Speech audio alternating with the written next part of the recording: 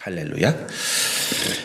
우리 지난주에 우리 요한계시록 17장 13절 또 12절, 13절, 14절 말씀을 통해서 열불, 짐승에게 있는 이 열불이 세상에 앞으로 권세를 잡을 열왕을 말하는데 그들이 이 큰 음녀와 야베라 그러죠. 연합하여서 세상의 권세를 잡는 그런 일들이 이제 말씀을 통해서 나누셨습니다. 우리가 이 세상의 악한 망들이 이 종교와 야합하는 이런 모습을 이제 말씀한다라고 말씀드렸는데 세상의 악한 권세자들이 처음부터 이제 권세를 지는 건 아니잖아요. 적게 시작해서 그들이 점점 세상의 권세를 지어가게 되는데 그들이 세상의 권세를 쥐기 위해서 세상의 악한 종교들 또는 이제 우리 기독교라 하더라도 그와 같이 이제 정치에 관심이 있는 사람들을 이용하게 됩니다. 우리가 굉장히 우려하는 것이 지금 그런 부분들인데 현재 우리 기독교 우파 쪽에 있는 극우 쪽에 있는 분들이 너무 정치에 지금 깊이 관여해 있는 것이 참 걱정스럽습니다. 이 세상의 악한 권세자들이 왜 정치에 자기들이 권세를 잡는 일에 종교를 이용하는가 하면 종교가 사람들의 마음을 헤아려주기 때문이죠. 이 정치는 곧 여론이거든요. 국민들의 지지를 많이 받는 사람이 결국 정권을 잡는 것인데 국민들의 마음이라고 하는 것은 이제 대다수 국민들이 무슨 큰 재산을 가지거나 무슨 큰 권세를 가지고 있는 사람들은 아닐 거잖아요. 대부분 그 삶에 짐치고 힘든 상황 가운데 있는 분들이 대다수인데 종교가 그런 사람들의 마음을, 삶을 어루만져 준다라고 하는 거예요. 그러다 보니까 이제 종교의 세력이, 종교의 어떤 위력이 어떤 이런 큰 정치적인 변동이 일어날 때 굉장히 크게 나타나죠. 우리나라도 보면 국회의원 선거나 또 대통령 선거가 있을 때 이 정치인들이 평상시에는 그분들이 그런 종교를 믿지 않는데 교회를 나와서 예배를 드린다든지 아니면 무슨 절에 가서 불공을 드린다든지 이런 모습들을 대중매체에 노출을 시킵니다. 노출시키는 이유는 뭐겠어요? 그런 종교를 믿는 사람들에게 호감을 얻어서 자기를 지지해달라 이런 마음이겠죠. 역사적으로도 보면 이런 일이 참 많았어요. 우리나라에도 우리 한반도에도 그런 일이 있었죠. 우리가 이제 해방이 된 이후에 일제 36년 그 식민지에서 해방이 된 이후에 이제 우리 한반도가 남과 북으로 나뉘잖아요. 38도선을 경계로 해서 북쪽은 소련군이 진주하게 됩니다. 그리고 38도선 이남은 미군이 진주하게 되죠. 그래서 군정이라는 걸 실시합니다. 군인들이 소련과 미군이 각각 이제 한반도의 북부와 남부를 이제 이렇게 다스리게 되는데 소련이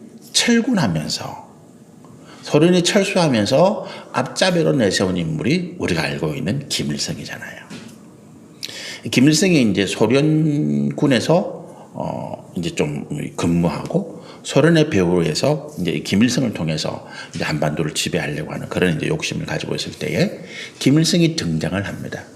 그런데 이 김일성이라는 인물이 북한 사회에서 그렇게 크게 유명한 젊은이가 아니고 사람이 아니잖아요. 그 당시에 불과 김일성 나이가 20대 후반 이 정도였기 때문에 한참 젊은이가 나와서 어떤 해방된 나라의 정치 지도를 서려고 그러니까 여러 가지 경력이 부족한 거 아니에요. 그래서 갖다 붙인 게 항일투쟁운동 김일성 장군이라고 하는 그 사람의 이름을 자기가 이제 공적을 도용하기도 했지만 그거로도 부족해서 이 김일성 세력들이 뭘 획책했는가 하면 북쪽에 있는 기독교 세력과 연합하려고 계획을 세운 거예요.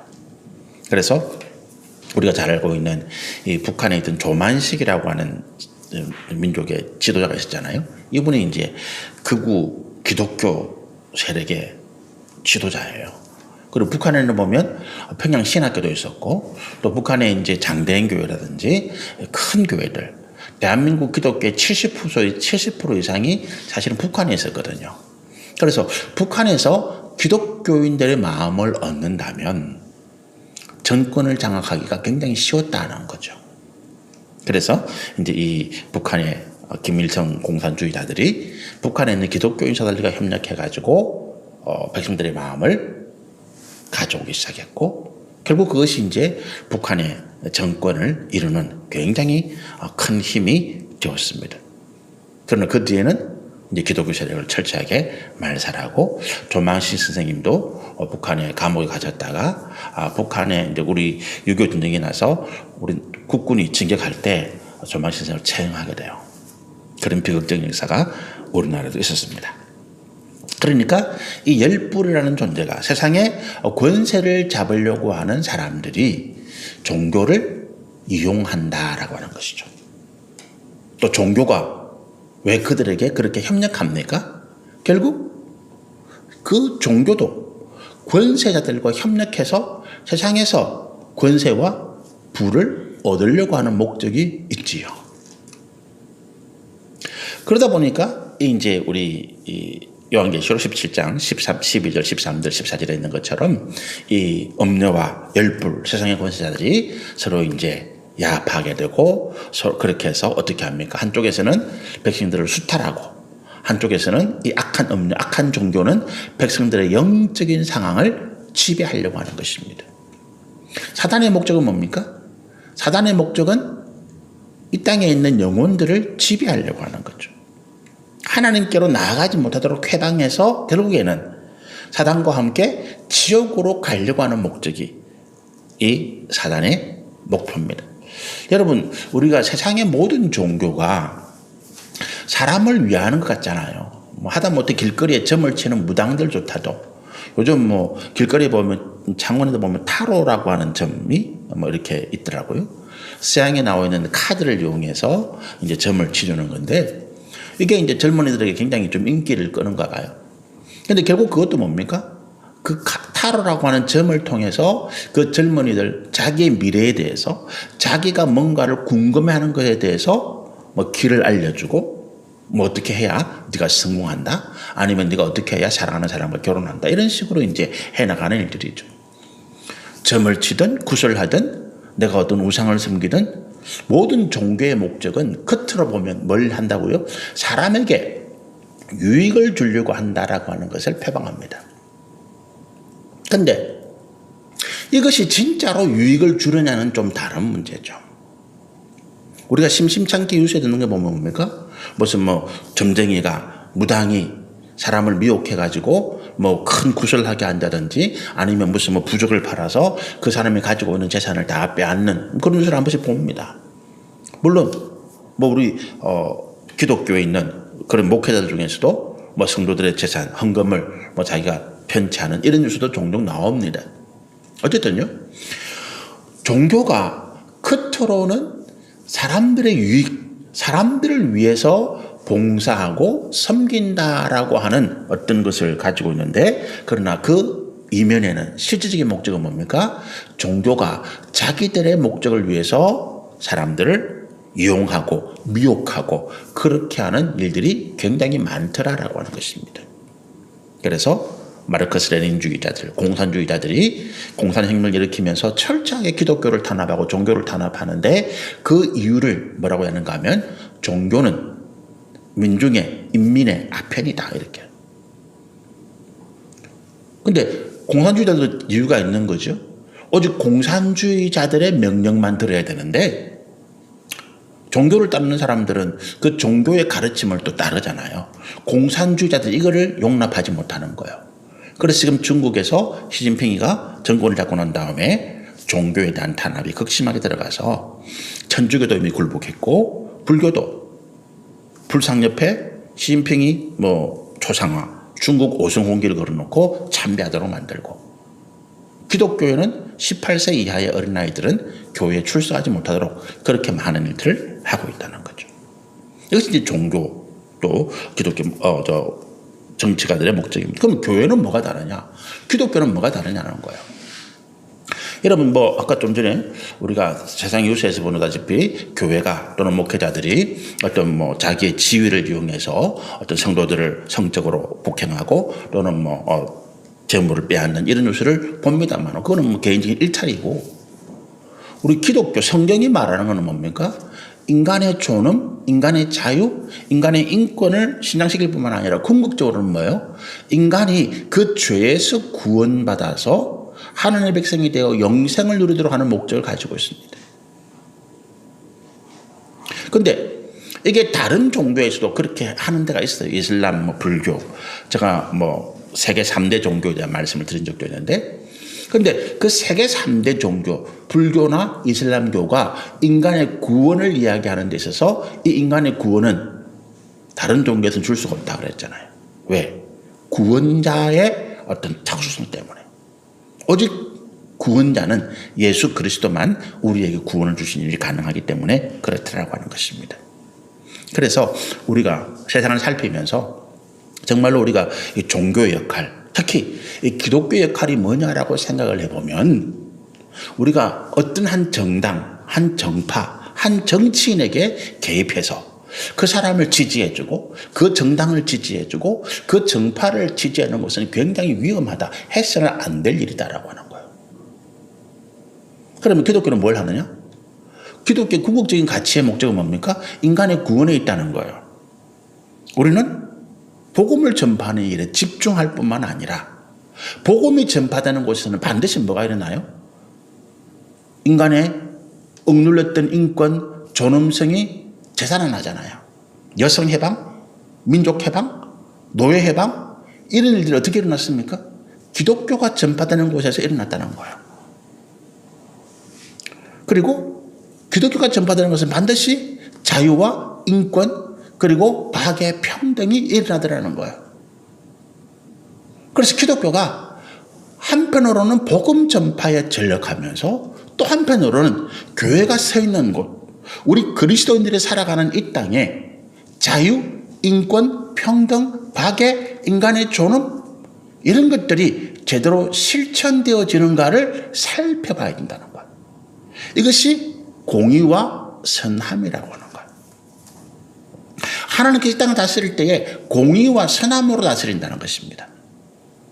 그러면 우리 기독교인들이 우리가 하나님의 대리자라고 우리가 스스로 자부하는데 하나님의 대리자인 우리가 하나님의 거룩한 형상을 가지고 있는 우리가 이 땅에서 복음을 전파하여서 그 죄 가운데 있는 영혼, 죽은 영혼들을 구원하는 역사를 일으킬 뿐만 아니라 우리가 살아가는 이 세상에서 인권, 존엄, 자유, 평등, 박애 이런 것들이 이루어질 수 있도록 다른 말로 하면 하나님께서 원하시는 그 공의와 선함이 이 땅 가운데 사랑이 이루어질 수 있도록 우리가 노력해야 된다는 거죠. 그래서 우리는 여당이든 야당이든 대통령이든 야당의 지도자든 누구를 지지하는 것이 아니라 그가 지금 하고 있는 일들이 공의와 선함 가운데 합당한가 그렇지 아니한가를 살펴봐야 된다는 거예요. 그래서 그렇게 하는 사람들에게는 잘하고 있다라고 칭찬해줘야 되고 대통령이라도 야당의 지도자라도 시장이라도 국회의원이라도 그렇게 못하는 사람에 대해서는 질책하고 책망하고 그렇게 할 수 있도록 우리가 길을 제시하고 진리의 말씀을 가르쳐줘야 된다는 거죠. 성경을 보면 창세기부터 우리 요한계시록까지 이 땅의 선지자라고 하는 또 하나님의 종이라고 하는 또 우리가 그리스도인이라고 하는 그런 이름으로 불려왔던 사람들이 했던 일이 그거예요. 세례 요한이 예수님이 이 땅에 오심을 예비하는 자입니다. 단순히 세례 요한이 예수님이 이 땅에 오실 때에 봐라 어린 양이 하나님의 세상 죄를 지고 간 하나님 어린 양이다. 예수님을 세상에 소개하는 역할만 한 건 아니잖아요. 그 외에 세례 요한의 더 중요한 역할이 뭐였습니까? 그는 그 당시 최고의 권력자인 헤롯 왕, 유대를 통치하고 있었던 그 헤롯 왕에게 가서 그 죄악을 책망하고 당신은 어떻게 당신의 제수씨, 당신 동생의 부인을 강제로 당신이 빼앗을 수 있느냐? 그건 죄다. 그것 때문에 그가 세례 요한이 감옥에 갇히고 결국 그가 순교의 제물이 된 거죠. 그게 세례 요한의 또 다른 중요한 역할입니다. 우리 마찬가지예요. 나는 다른 거 다 필요 없고 세상 필요 없고 나는 전도만 할래. 중요합니다. 전도만 해서는 안 된다. 우리가 살아가는 이 세상이 지금 어떻게 하나님 역사 가운데 반응하고 있는가. 하나님은 선함과 공의를 이 땅 가운데 이루시기를 원하시는데 우리는 거기에 우리 교회는 나는 어떻게 반응하고 있는가. 거기에 우리가 관심을 가지고 기울여나가야 된다는 거죠. 그렇게 될 때 정말로 세상이 많이 바뀔 거예요. 정치가 바뀔 것이고 경제 상황이 경제적인 어떤 구조가 바뀔 것이고 문화, 예술 여러 가지 분야들이 정말로 우리 그리스도인들이 기독교인들이 불꽃 같은 눈으로 살피면서 그 가운데 인간의 존엄과 자유와 평등과 박애와 또 그와 같은 자유 이런 하나님의 선함과 공의의 마음을 가지고 살펴본다면 많이 바뀔 것입니다. 우리 자녀들이 살아가는 세상이 더 안전하고 더 평안하고 더 화평하게 될 것으로 믿습니다.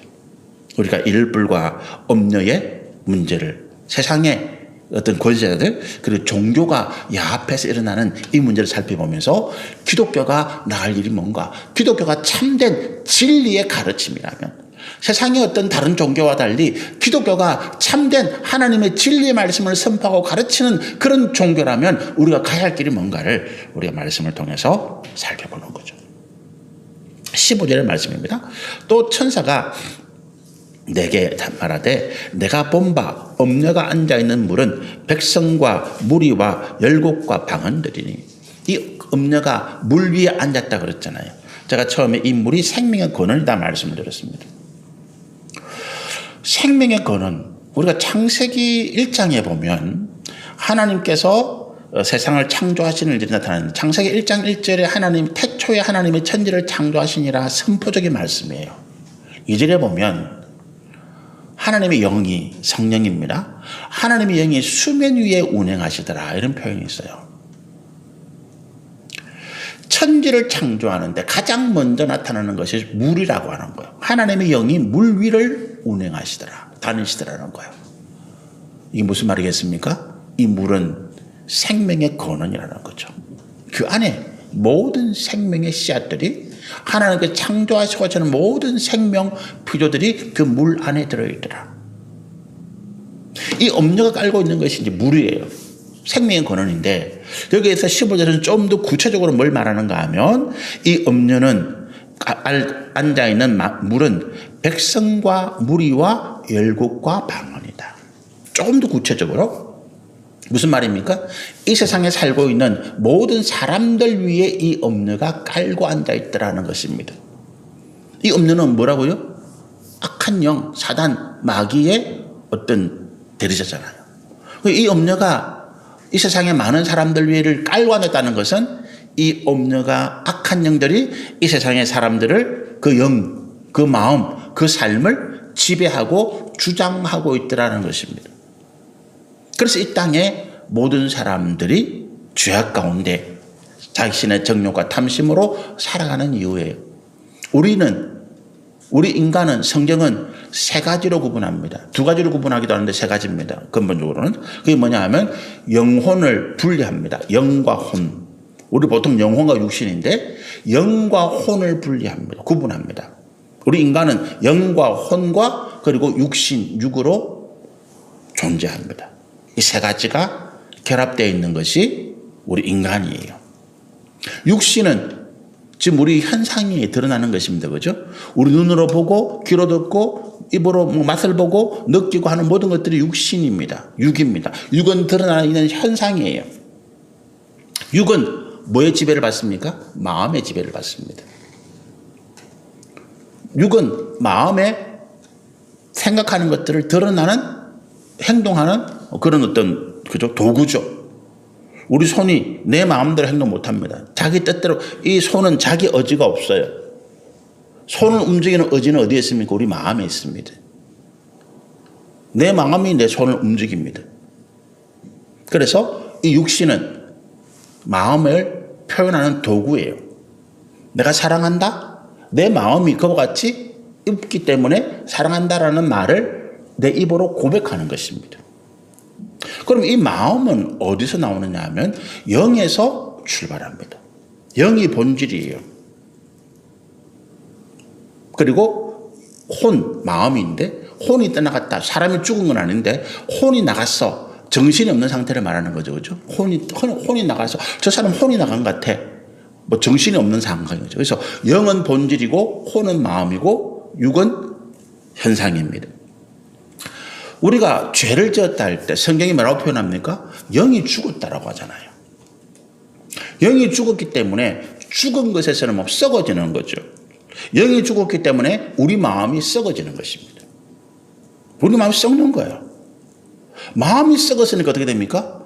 행동하는 모든 것이 죄악일 뿐입니다. 불교가 이걸 굉장히 잘 봐요. 그래서 어떻게 해요? 자기 마음을 수련하려고 하잖아요. 내 마음이 깨끗해야 내 입에서 나오는 말도 깨끗하고, 내 마음이 깨끗해야 내 하는 모든 행동이 깨끗하고, 이게 불교에서 말하는 8정도예요. 8가지 바른 길. 근데 그걸 알았는데 이 마음을 어떻게 깨끗하게 하느냐에 대해서는 불교가 방법을 찾지를 못했습니다. 왜요? 인간이 자기의 힘으로 해결하려면 안 되는 거죠. 그래서 결국 하는 말이 뭡니까? 아무것도 없다고 생각하면 돼. 마음먹기 따름이야. 일체유심조라고 하는. 모든 것이 마음에 달렸어. 네가 선하게 생각하면 선한 거야. 그래서 하는 말이 뭡니까? 네가 부처면 네 눈에 보이는 것도 다 부처야. 네가 도둑이면 네 눈에 보이는 거 다 도둑이야. 이런 말장난 같은 이야기를 합니다. 결국 자기 마음을 자기가 해결하지 못한다는 거예요. 해결할 수 없어요. 왜? 영이 죽어 있는데 이 죽은 영을 살리지 않으면 마음이 이 썩은 것이 깨끗해질 수 없는 것입니다. 우리 수도꼭지가 물을 털면 물이 깨끗한 물이 나오잖아요. 이 깨끗한 물에서 나옵니까? 수도 파이프에 우리가 그 치수된 물에서 깨끗한 물이 나오기 때문에 나와요. 이 깨끗한 물 어디서 나와요? 저수지에서. 만약 저수지가 썩었어. 그럼 수도꼭지를 털면 어떻게 돼요? 썩은 물이 나오지. 그러면 이 수도꼭지에서 깨끗한 물이 나오게 하려면 저수지의 썩은 물을 비워내고 생수로 채워내야 되는 거죠. 예수님께서 우리의 죄를 십자가에서 죽으시고 우리에게 우리 영을 새롭게 살리신 거야. 그래서 우리의 영은 죽었던 영이 새롭게 살아난 것입니다. 변화된 게 바뀐 게 아닙니다, 여러분. 새롭게 살아난 것입니다. 그래서 거듭났다라고 표현해요. 다시 태어났다. born again. 잠들었던 영혼이 깨어난 것이 아니고 born again입니다. 다시 태어난 거예요. 새롭게 창조된 영입니다. 시편의 말씀에 주여 내 영혼을 새롭게 창조해 주십시오. 그 고백하는 이유 그거예요. 그래서 예수님이 십자가에서 우리의 죄를 대신하고 죽으시고 우리 새로운 영을 주셨기 때문에 새 영에서 우리의 마음에 은혜가 생수가 흘러내려가서 우리 그리스도의 마음을 평안하게 하고 우리가 선을 행할 수 있도록 만듭니다. 다른 거죠. 15절에 이 음녀가 모든 백성들, 모든 사람들 위에 앉아 있습니다. 그 죽은 영 위에 이 음녀가 앉아서 그 마음을 썩게 하는 거예요. 그러니까 이 땅의 모든 사람들이 하는 행위가 악할 수밖에 없더라는 것입니다. 근데 16절에 보니까 놀라운 말씀을 해요. 내가 본 바 이 열불과 짐승이 음녀를 미워하여 망하게 하고 벌거벗게 하고 그의 살을 먹고 불로 아주 사르리라. 지금까지 이 음녀와 열불, 세상의 권세자들이 서로 야합해서 권세를 주거니 받거니 서로 지켜주고 도와주고 그렇게 하면서 세상의 것들을 자기들이 차지했는데 갑자기 서로 싸우기 시작하는 것입니다. 여러분, 세상의 정치 권세가 힘이 강합니까? 종교가 힘이 강합니까? 정치 권세가 힘이 훨씬 강해요. 왜? 그들은 총과 칼을 가지고 있거든. 군대를 가지고 있어요. 그래서 아무리 큰 종교 세력도 총칼 앞에는 다 무너질 수밖에 없어요. 죽고 불사르고 하는 거니까. 그런데 지금까지 잘 그렇게 권력을 서로 나누었던 이 열왕과 이 음녀가 왜 갑자기 서로 죽이고 서로 죽고 그렇게 하느냐? 결국 뭡니까? 서로 욕심 때문에 그래요. 혁명을 할 때는 동지인데 혁명이 끝나고 난 다음에 혁명이 성공을 한 다음에 그 과실, 권력을 나누는 것은 절대로 동지가 될 수가 없습니다. 역사적으로 그게 증명돼요.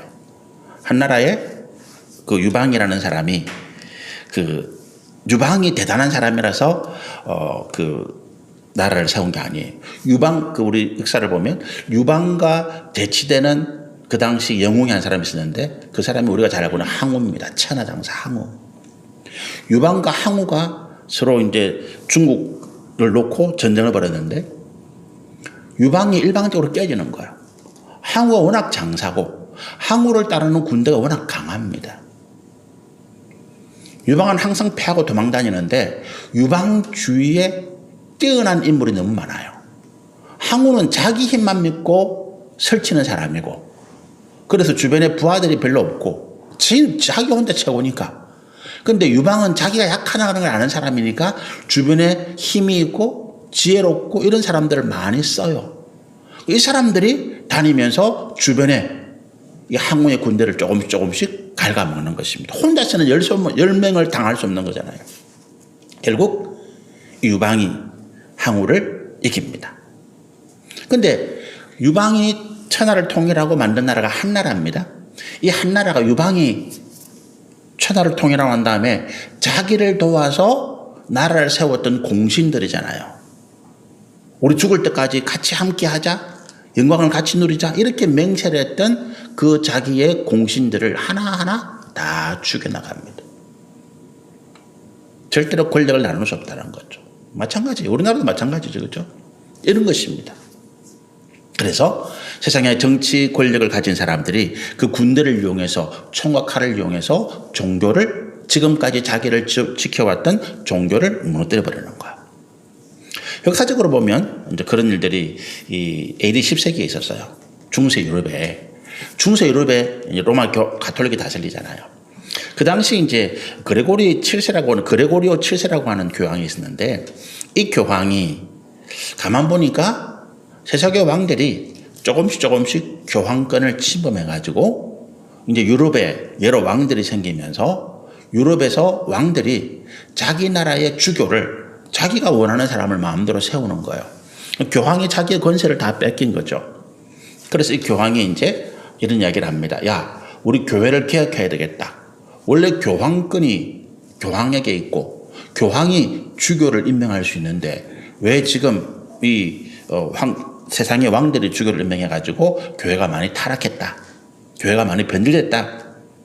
왜냐하면 귀족들이 자기 아들을 주교로 밀어놓고 그렇게 해서 재산을 빼앗고 악한 범죄를 저지르고 있으니까 교회를 개혁한다는 명분으로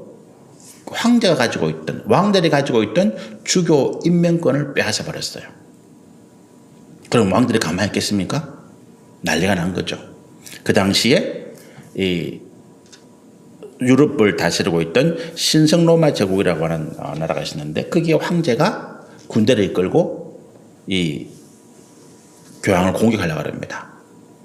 그 눈치를 채고 교황이 이 황제를 파문시켜버려요. 너는 이제 천주교 신자 아니야. 너는 하나님의 백성이 아니야. 선포를 해버린 거예요. 그 당시에 모든 종교가 로만 가톨릭인데 다 그리스도를 믿어서 하나님의 백성이 되었는데 너는 이제 하나님의 백성이 아니야. 너는 죄인이야. 이렇게 선포해버리니까 황제가 굉장히 입장이 곤란해졌습니다. 황제 자리를 노리는 주변의 사람들이 이 기회를 틈타서 황제를 무너뜨리고 자기가 황제 되려고 하는 거죠. 그런 상황에서 이제 이 황제가 겨울에 이탈리아 북부에 있는 카노사라고 하는 곳에 이 로마 교황이 그 겨울 별장이 있었는데 그 카노사에 가서 3일 동안 눈밭에 맨발로 꿇어앉아서 빕니다. 용서해달라고. 그게 카노사의 굴욕이라고 그래요. 3일 동안 간절하게 이 눈을 맞으면서 발을 꽁꽁 얼고 그렇게 빌고 있으니까 황제가 파문을 철회시켜 줍니다. 교황이 그 황제의 파문을 철회시켜주고 황제가 돌아가요. 그 황제 가만히 있겠습니까? 이번에 다시 군대를 모아가지고 그 교황을 공격해서 교황을 폐시켜버립니다. 이게 우리가 이제 말하는 엄녀와 열왕의 어떤 그런 싸움이에요. 각자가 자기의 권세를 지키기 위해서 힘을 가지고 종교는 종교의 힘을 가지고 황제는 황제의 힘을 가지고 서로를 헐뜯는 이런 거죠. 근데 결국 뭐가 진다고요? 종교가 져요. 그래서 시문길에 보니까 내가 본 바 이 열불과 짐승은 엄녀를 미워하여 방하게 하고 벌거벗게 하고 그의 살을 먹고 불로 아주 사르리라. 근데 이게 하나님께서 예정하신 뜻이라는 거예요. 17절에 보면 이는 하나님이 자기 뜻대로 할 마음을 그들에게 주사 여기서 자기 뜻은 세상의 열왕입니다. 열왕들이 자기 욕심대로 자기 정욕대로 그렇게 서로 헐뜯고 싸우는 마음을 주시고 그렇게 하도록 내버려 두셨다라고 하는 거예요. 로마서에도 보면 그런 말씀이 있습니다. 인간이 왜 이와 같이 죄악 가운데 자기의 행위를 회개하고 고치지 않고 악한 일들을 계속하고 있느냐? 하나님께서 사람들이 그 죄악 가운데 그렇게 살도록 내버려 두셨기 때문이다. 그렇게 살다가 그렇게 망하도록 하나님께서 내버려 두셨기 때문이다. 여러분, 하나님의 간섭이 우리 가운데 있는 게 감사한 거예요. 부모가 자녀들이 잘못된 길을 갈 때 야단치고 책망하지 않습니까? 때로는 간섭하고 뭐 용돈도 안 주기도 하고 뭐 이렇게 하는데 그게 자녀들에게는 참 감사한 일인데 자녀들 그걸 모르죠. 간섭을 귀찮은 거로 생각하고 야, 내가 조금만 힘이 머리가 커지면 내가 언제든지 부모 품을 떠나서 내가 독립해서 내 마음대로 살겠다. 그때부터 불행이 시작이잖아요. 우리가 하나님의 간섭이 귀찮을 때가 있습니다. 내가 뭔가 하려고 하는데 하나님의 말씀이 나를 방해하고 이러면 안 될 것 같고 그래서 내가 하고 싶은 거 못하고 먹고 싶은 거 마음대로 못 먹고 내가 뭐 이런 게 못하는 그런 일이 참 많습니다. 저도 그래요. 그런데 그게 감사한 일이라는 거예요. 그게 은이라는 거예요. 그게 나를 살리는 길이라는 것입니다. 하나님의 간섭함이 없이 내 마음대로 내 하고 싶은 것, 내가 뭐 먹고 싶은 것, 내가 살고 싶은 대로 마음껏 살았다? 남는 거는 뭡니까? 멸망밖에 없는 것입니다. 그럼 이 말씀은 뭐예요? 세상의 열왕들을 하나님께서 심판하셔서 그들을 멸망시키기로 하나님이 작정하셨다라고 하는 것입니다. 무엇 때문에? 그들의 죄악 때문에. 그때가 언제까지입니까? 하나님의 말씀이 응하기까지. 그 심판의 때가 이르기까지. 우리 요한계시록 19장부터 심판의 때가 있는 것입니다. 18절에 보면 또 내가 본 그 여자는 땅의 왕들을 다스리는 큰 성이라 하더라. 지금까지 이제 음녀라고 하는 표현으로 쓰였는데 이 음녀라는 의미는 뭐예요? 음란한 여자를 말합니다. 음란한 여자, 성적으로 아주 음란하여서 사람들을 미혹하고 또 음란한 길로 타락시키는 그런 여인. 이거를 이제 표현했는데 18장부터는 큰 성 바벨론이라고 그래서 이제 어떤 삶의 터전, 사람들이 살아가는 삶의 터전, 상행위를 하고 또 뭐 거기서 정치를 하고 또 뭐 살아가는 그 삶의 터전이 되는 큰 성 바벨론이라고 하는 말씀으로 이제 이름을 부르고 있습니다. 그리고 이 큰 성 바벨론이 어떤 존재인지 그리고 하나님께서 어떻게 그 큰 성 바벨론을 멸망하게 하시는지 18장의 말씀부터 기록이 되어 있습니다. 우리 18장의 말씀부터는 다음 주에 계속해서 말씀을 나누시면 좋겠습니다. 여러분, 우리가 하나님 말씀을 보면 우리 이 땅이 왜 이런 상황이 벌어지는지 또 이런 상황에서 앞으로 어떻게 일들이 바뀔 것인지 이 땅의 악한 권세자들이 뭐 천하를 얻은 것처럼 영원히 그런 악한 권세를 가진 것처럼 날뛰지만 우리가 보기에는 그거 얼마 안 남았어. 참 우습게 보이는 게 왜 그런가 하면 하나님께서 우리 가운데 이 말씀들을 통해서 우리에게 지혜를 주시고 하나님께서 이루려고 하시는 이 땅의 역사를 알게 해주시기 때문에 그렇습니다. 이 세상이 아무리 험악하고 이 땅에 어떤 뭐 환난과 고난이 있다 할지라도 하나님의 계획, 하나님께서 역사하신 일들은 반드시 이루어집니다. 그리고 그 일 가운데 우리를 부르신 것입니다. 우리 그리스도인들이 그 일 가운데 불러심 받은 거예요. 우리가 죽어서 천국 가는 게 목적이라면 우리는 예수님 앞에 회개하는 즉시 천국 가야 돼요. 즉시 죽어야 돼요. 그러나 그렇지 아니하고 이 땅에서 우리가 살아가는 이유는 말씀드린 것처럼 하나님께서 이 땅 가운데 이루시고 계시는 하나님의 나라, 하나님의 선하심과 공의가 이루어지는 나라를 우리에게 이루라고 하시는 거예요. 그리고 그 일들이 또한 우리에게 공로가 됩니다. 하나님께서 우리에게 잘했다, 착하다, 충성되다 칭찬하시면서 영원한 상급과 영광을 주시는 우리가 공로가 되는 것입니다. 하나님 앞에서 우리의 믿음을 새롭게 하시고 마음을 다시 다지고 그래서 내 삶의 자리에서 하나님의 선함과 공의가 이루어질 수 있도록 살펴보고 또 믿음으로 진리 가운데 행하시는 우리 모두가 되시기를 소원합니다. 같이 기도하겠습니다.